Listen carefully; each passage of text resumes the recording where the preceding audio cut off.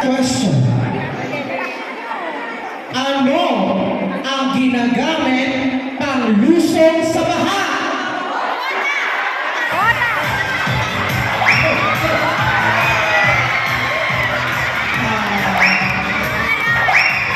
Sino na?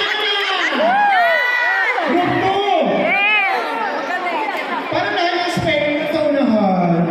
Okay, 2 points sa ito.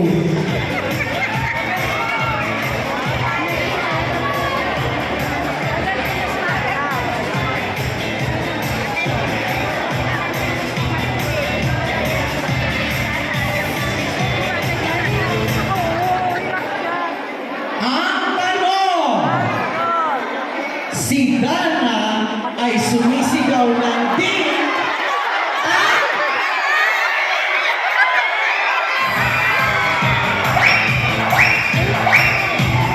Wait lang po. Hindi pa po tapos ang question. Okay. I-invalid na po namin yung question na yun. Once na narinig niyo po yung go, saka lang po kayo magpo-form. Okay? Okay po ha.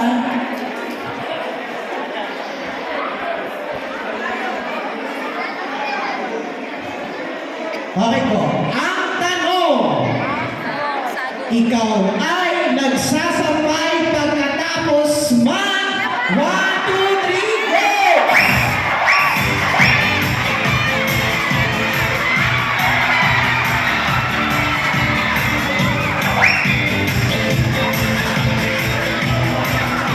Okay po, 1 point po ang group 1.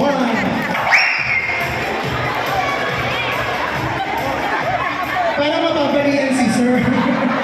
Bigla sa naman o. Hindi naman. Baka mamaya magplanas sa pag-uwi. Okay. Next question. Makinig po. Tandaan, hintayin po ang go.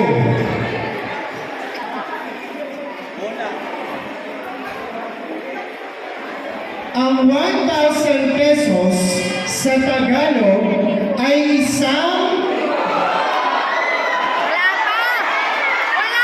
wala pa po. Ay isang blank. 1, 2, 3, go! Okay, wait lang. Sino na una? Sino?